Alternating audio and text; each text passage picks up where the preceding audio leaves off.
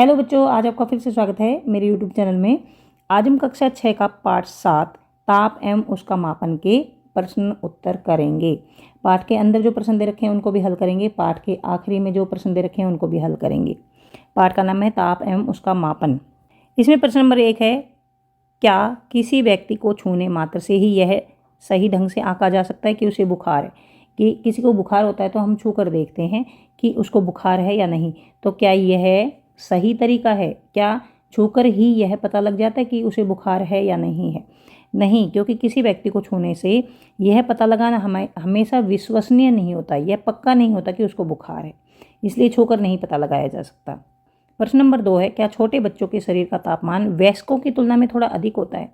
हाँ, छोटे बच्चों के शरीर का तापमान वयस्कों की तुलना में अधिक होता है। वयस्क मतलब जो बड़े लोग होते हैं वो वयस्क होते हैं, उनके शरीर का जो तापमान होता है उससे बच्चों के शरीर का तापमान थोड़ा अधिक होता है। प्रश्न नंबर 3 है, क्या स्वस्थ होने पर भी वृद्ध लोगों के शरीर का तापमान युवा वयस्कों की तुलना में कम होता है? कि जो वृद्ध लोग होते हैं, बूढ़े लोग जो होते हैं, उनके शरीर का तापमान जो जवान लोग होते हैं उनके शरीर के तापमान की तुलना में कम होता है, जबकि वृद्ध लोग अगर स्वस्थ होते हैं तब भी उनका तापमान वयस्कों के शरीर का तापमान के कम होता है। उत्तर है हाँ, वृद्ध लोगों के शरीर का तापमान आमतौर पर उनकी त्वचा के नीचे कम वसा के कारण कम होता है। वृद्ध लोग जो होते हैं उनकी जो त्वचा होती है उसके नीचे वसा कम होती है, वसा की मात्रा कम होती है, इसलिए उनके शरीर का तापमान वयस्कों की बजाय कम होता है। कम वसा के कारण शरीर से गर्मी निकल जाती है, साथ ही शरीर के अंदर चयापचय गर्मी पैदा करता है। चयापचय एक प्रक्रिया होती है जिसमें शरीर भोजन से ऊर्जा प्राप्त करता है, वह प्रक्रिया होती है चयापचय, जिसको इंग्लिश में मेटाबॉलिज्म कहा जाता है। लेकिन जो वृद्ध लोग होते हैं उनमें चयापचय भी धीमा होता है। जो वयस्क लोग होते हैं उनमें चयापचय प्रक्रिया तेजी से होती है और गर्मी पैदा होती है, और वृद्ध लोग जो होते हैं उनमें यह प्रक्रिया धीरे होती है। प्रश्न नंबर 4 है, मैंने अपने एक मित्र को डिजिटल थर्मामीटर का उपयोग करते हुए देखा जो तापमान को अलग अलग पैमाने पर पढ़ता है। यह स्वस्थ मानव शरीर का तापमान 98.6 98.6 फ़ारेनहाइट दर्शाता है। इस अंतर का क्या कारण है? स्वस्थ मानव शरीर का तापमान हमने क्या पढ़ा है? 37 डिग्री सेल्सियस, लेकिन डिजिटल थर्मामीटर में 98.6 फ़ारेनहाइट दर्शाता है। तो इस अंतर का क्या कारण है?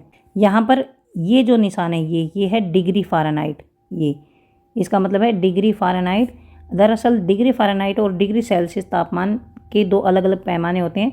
डिग्री फ़ारेनहाइट में तापमान डिग्री सेल्सियस से इस प्रकार संबंधित, देखिए एक फ़ारेनहाइट होता है 9/5 डिग्री सेल्सियस जमा 32।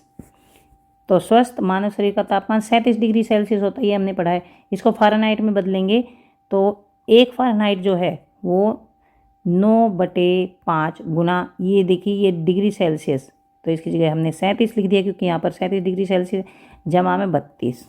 तो इस तरह से निकाल लेते हैं 9/5 गुना जितने डिग्री सेल्सियस है वो और जमा 32, तो ये आ गया जमा 32 करेंगे।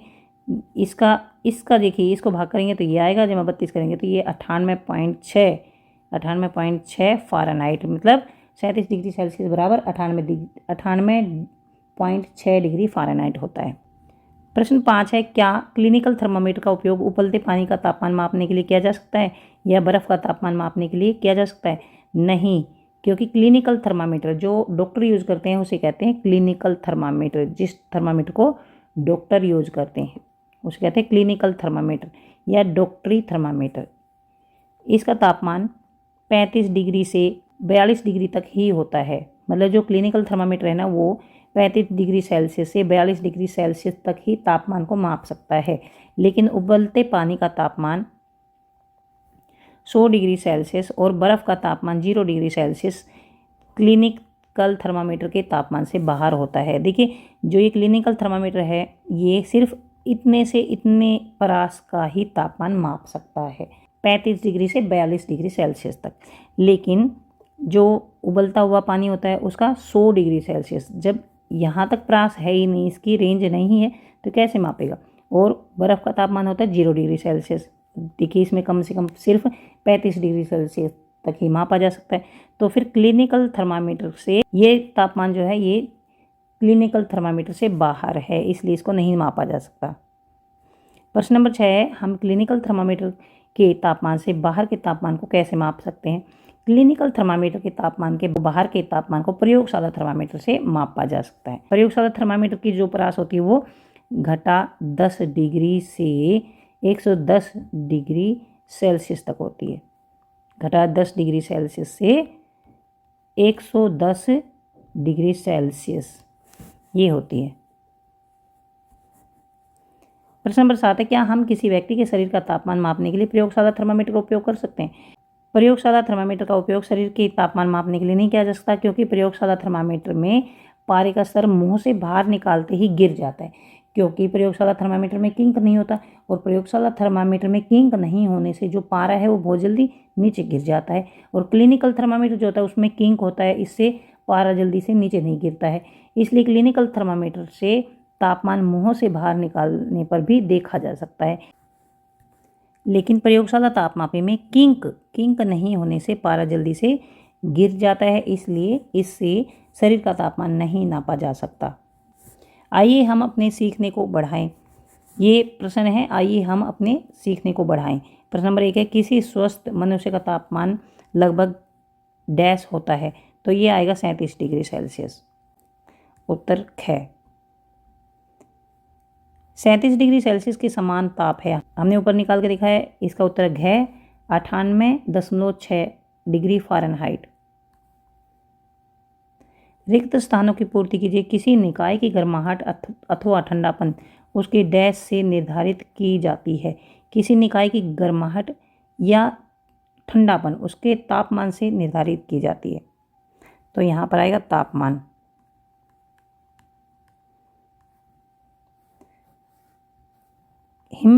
हिमशीत जल का ताप डैश तापमापी द्वारा नहीं नापा जा सकता। ये आएगा क्लिनिकल तापमापी या फिर डॉक्टरी तापमापी।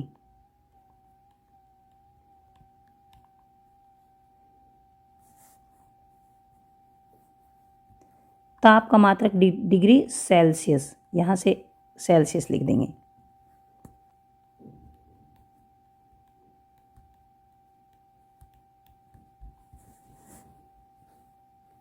उत्तर यहाँ से भी लिख सकते हैं। प्रश्न नंबर 4 है, प्राय प्रयोगशाला तापमापी की मापन सीमा होती है 10 डिग्री से 100 डिग्री। क्या ऑप्शन है। ऑप्शन ख है, -10 से 110 डिग्री सेल्सियस, 32 डिग्री से 45 डिग्री सेल्सियस, 35 से 42 डिग्री सेल्सियस। ये नहीं आएगा, उत्तर आएगा ये ख। ये होती है -10 से 110 डिग्री सेल्सियस। प्रश्न नंबर 5 है, जल का ताप मापने के लिए 4 विद्यार्थियों ने प्रयोगशाला तापमापी का उपयोग चित्र में दर्शाए अनुसार किया। 4 बच्चों ने जल का तापमान मापने के लिए प्रयोगशाला तापमापी का उपयोग किया, तो कौन सा सही है ये बताना है। ये विद्यार्थी 1 है, ये 2 है, ये 3 है, ये 4 है। किस विद्यार्थी ने ताप मापन का सही से उपयोग किया है। तो देखिए ये गलत है, ये भी गलत है क्योंकि यहाँ टच कर दिया है, ये भी गलत है, यहाँ टच कर दिया है, ये सही है। तो विद्यार्थी 2 उत्तर आएगा। ऑप्शन है छात्र 1, छात्र 2, छात्र 3, छात्र 4, तो छात्र 2 आएगा। प्रश्न नंबर 6, नीचे दिए गए तापमानों को तापमापियों के आरेखों पर स्तंभों में लाल रंग भरकर दर्शाएं। तो यहाँ पर तापमानों को, नीचे दिए गए जो तापमान है, ये तापमान जैसे ये रखें, को तापमापियों के आरेखों पर स्तंभों में लाल रंग भरकर, यहाँ ये जो स्तंभ है ये इनमें भरना है। जैसे 14 डिग्री सेल्सियस यहाँ साफ नहीं दिख रहा है, यहाँ से हम मान लेते हैं इधर से, ये हम मान लेते 10 है, यहाँ पर ये मान लेते 10 है, तो 14 हम यहाँ पर यहाँ मान लेंगे, यहाँ 14 डिग्री सेल्सियस, यहाँ पर ये 10 है ये मान लिया, यहाँ पर ये 10 है मान लिया, तो 17 है, 17 यहाँ थोड़ा और ऊपर आ जाएगा 17 डिग्री सेल्सियस, और 7.5, तो यहाँ पर 10 है, 10 से नीचे यहाँ पर आ जाएगा 7.5। ऐसे आप दर्शा देंगे, क्योंकि आपकी जो बुक है उसमें बिल्कुल साफ साफ दिखाई दे रहा है, उसमें आप बिल्कुल सही से दर्शा सकते हैं। प्रश्न नंबर 7 है, नीचे दर्शाए गए तापमापी के भाग का अवलोकन कीजिए और निम्नलिखित प्रश्नों के उत्तर दीजिए। ये तापमापी दे रखा है और इसका अवलोकन करना है, मतलब इसको देखना है और इन प्रश्नों के उत्तर देने हैं। यह किस प्रकार का तापमापी है? तो देखिए यहाँ पर बिल्कुल साफ नहीं दिख रहा है, लेकिन इसमें अगर हम ध्यान से देखेंगे तो यहाँ पर कोई किंक नहीं है। किंक मतलब ऐसे, ये जो नली है इस टाइप से मुड़ी होती है। तो यह प्रयोगशाला तापमापी। यहाँ पर यह किस प्रकार का तापमापी है? प्रयोगशाला तापमापी। थर्मामीटर का पाठ्यांक क्या है? तो ये थर्मामीटर का पाठ्यांक है। तो यहाँ से उत्तर लिख देंगे 26 डिग्री सेल्सियस। यहाँ पर ये 26 डिग्री सेल्सियस है। इसके बाद है, इस तापमापी द्वारा मापा जा सकने वाला न्यूनतम मान क्या है? ये होता है यहाँ से यहाँ तक 1 डिग्री, यहाँ आधा, 1 2 3 4, 1 2 3 4, तो ये इस तरह से। तो यहाँ से यहाँ तक 10 डिग्री होती है। यहाँ से ये 10 भाग हो गए। यहाँ से मान लीजिए यहाँ पर है 10, तो ये आ गया 20, और इसके बीच में ये 10 हिस्से हैं। तो ये एक हिस्सा जो है ये है 1 डिग्री, ये है एक, ये एक, इस तरह से। तो 10 भाग हैं। तो इसका न्यूनतम मान जो है वो है 1 डिग्री।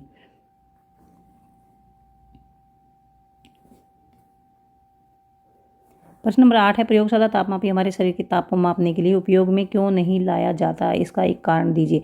प्रयोगशाला तापमापी हमारे शरीर के तापमान को मापने के लिए क्यों नहीं लाया जाता?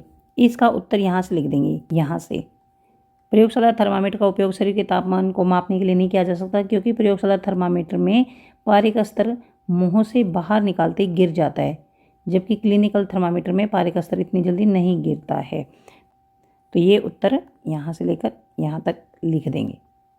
प्रश्न नंबर 9 है, वैष्णवी अस्वस्थ होने के कारण विद्यालय नहीं जा पाती। उसकी माताजी ने उसके 3 दिन के तापमान का अंकन रखा है, जिसे तालिका में दर्शाया गया है। ये रिकॉर्ड है वैष्णवी के शरीर के शारीरिक तापमान का रिकॉर्ड।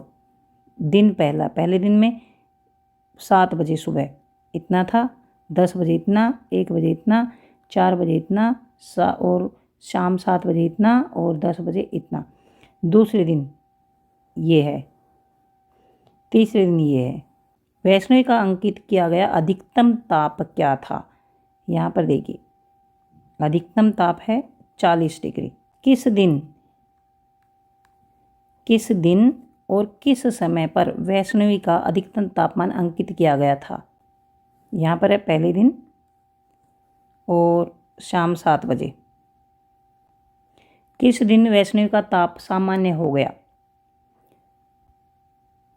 तीसरे दिन। देखिए तीसरे दिन जैसे ये 37 डिग्री है, 37 डिग्री सेल्सियस के आसपास ही मिलेगा तीसरे दिन। ये 36.8 भी 37 डिग्री के आसपास है, तो यहाँ पर सामान्य हो गया तीसरे दिन। किस दिन वैष्णवी का तापमान सामान्य हो गया? वैष्णवी का ताप तीसरे दिन सामान्य हो गया। तो पहले का उत्तर है वैष्णवी का उच्चतम तापमान 40 डिग्री सेल्सियस है। ख का उत्तर है वैष्णवी का उच्चतम तापमान पहले दिन शाम 7 बजे दर्ज किया गया, और ग का उत्तर है वैष्णवी का तापमान तीसरे दिन सामान्य हो गया। प्रश्न नंबर 10 है, यदि आपको 22.5 डिग्री सेल्सियस ताप मापना है तो आप निम्नलिखित 3 में से किस थर्मामीटर का उपयोग करेंगे? तो यहाँ पर 3 थर्मामीटर हमें दे रखे हैं। 22.5 डिग्री हमें नापना है। तो यहाँ पर चित्र हमें साफ नहीं दिखाई दे रहे हैं, हमें इसका उत्तर लिख देंगे। उत्तर थर्मामीटर बी का उपयोग। तापमान 22.5 डिग्री को सही ढंग से मापने के लिए किया जा सकता है। ऐसा इसलिए क्योंकि थर्मामीटर बी द्वारा मापा जा सकने वाला न्यूनतम तापमान 0.5 डिग्री सेल्सियस है, क्योंकि 10 डिग्री सेल्सियस और 20 डिग्री सेल्सियस के बीच में 20 भाग होते हैं, यानी 20 भाग बराबर 10 डिग्री और 1 भाग बराबर 0.5 डिग्री। थर्मामीटर ए और सी तापमान 22.5 का सही मान नहीं देंगे। उत्तर आएगा थर्मामीटर बी का उपयोग करेंगे।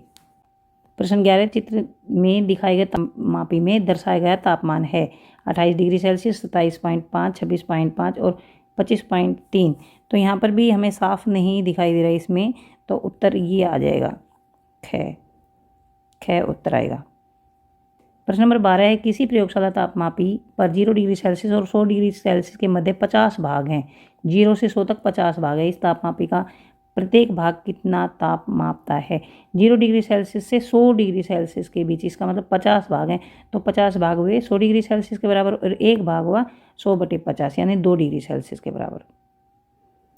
प्रश्न 13 है, किसी तापमापी का स्केल बनाइए जिसमें न्यूनतम भाग 0.5 ताप मापता है और आप केवल 10 डिग्री सेल्सियस और 20 डिग्री सेल्सियस के बीच के भाग को दर्शा सकते हैं। यहाँ पर देखिए न्यूनतम भाग 0.5 डिग्री सेल्सियस होना चाहिए। तो 10 से 20 तक 10 डिग्री सेल्सियस से 20 डिग्री सेल्सियस के भाग को दर्शा सकते हैं। यहाँ तक ही बनाएंगे ये स्केल, ये नहीं बनाएंगे। 10 डिग्री सेल्सियस से 20 डिग्री सेल्सियस तक हमें बनाना है। तो देखिए, अगर इसके 10 हिस्से करते हैं, यहाँ से इसको छोड़ देंगे, यहाँ से यहाँ तक अगर हम 10 हिस्से बनाएंगे तो एक हिस्सा 1 डिग्री सेल्सियस के बराबर आएगा, लेकिन हमें लेना है 0.5 डिग्री सेल्सियस। तो यहाँ से यहाँ तक 20 हिस्से बना देंगे, यहाँ से यहाँ तक 20 हिस्से। तो 10 हिस्से तो ये यहाँ से यहाँ तक बन गए ये, और 10 हिस्से बन गए ये। तो एक जो है, एक हिस्सा जो ये है 0.5 डिग्री सेल्सियस। इतना स्केल हम बना देंगे।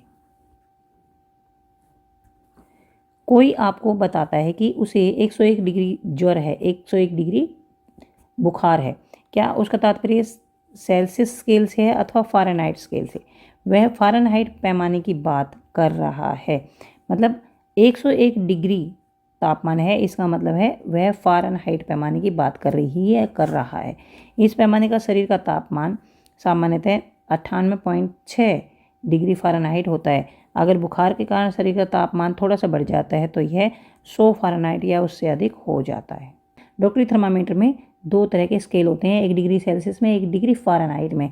तो डिग्री सेल्सियस में तो 35 डिग्री से 42 डिग्री सेल्सियस तक ही माप होती है, और 101 डिग्री तो इसमें होता नहीं है। तो 101 डिग्री होता है फ़ारेनहाइट में, फ़ारेनहाइट। तो इसका मतलब वह फ़ारेनहाइट पैमाने की बात कर रहा है या कर रही है।